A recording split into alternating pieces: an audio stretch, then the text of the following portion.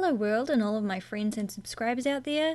So today is another really quick tutorial or how I do video, and I'm going to be showing you how I do really quick rust effects using pigments. So I'm going to be showing you on this small,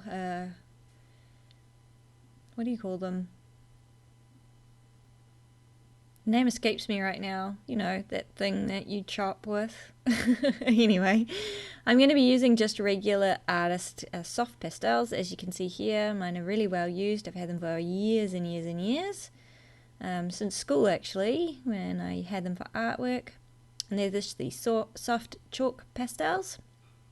And I'm going to be using a matte glaze from Liquitex that you can see here. And that's all I'm going to use for this. So the first thing that I'm going to do is, well, what I did was collect my pigments first so that I can use them at a later date, and what I do for this is just take the color I want and just scrape it with my X-Acto knife into a container, or you can just scrape it straight onto a palette. You don't need a lot. I just like to have some ready so I don't have to get my hands all dusty every time I want to use them. So the first thing I do is I've already prepared this knife. As you can see, I've done a coat of silver paint, washed it with black, then washed it with a brown color and let it dry. And now I am just going over it with the matte glaze. And before that's dry, I'm going to wash my brush out and take my damp brush and put it into the pigment.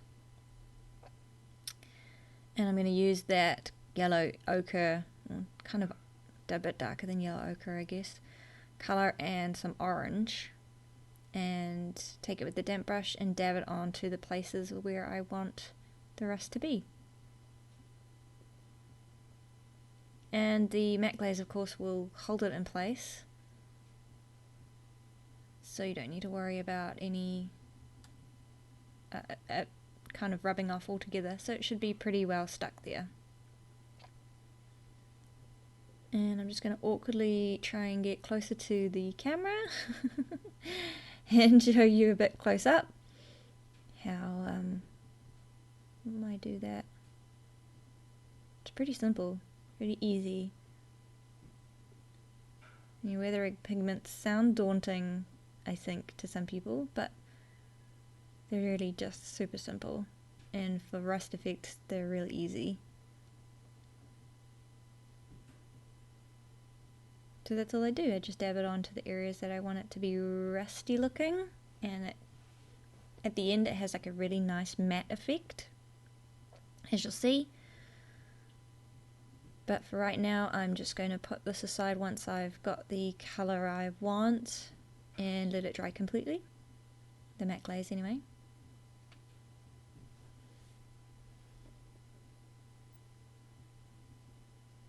So once it's dried, I brush off the kind of excess pigment just with like a brush, just a brush I put it on and just made sure it was dry, and just brush off the excess, and whatever's left over is stuck down pretty well, and it looks really matte and really cool, and it won't come off because it's stuck to the down with the glaze. You could put another layer of matte glaze on top, but I'm not going to bother because these are going to be pretty well stuck down to my miniature, and I'm sure that I'm not going to be touching these parts at all. So there you can see a close up, and I really love the way it looks and the way it's come out.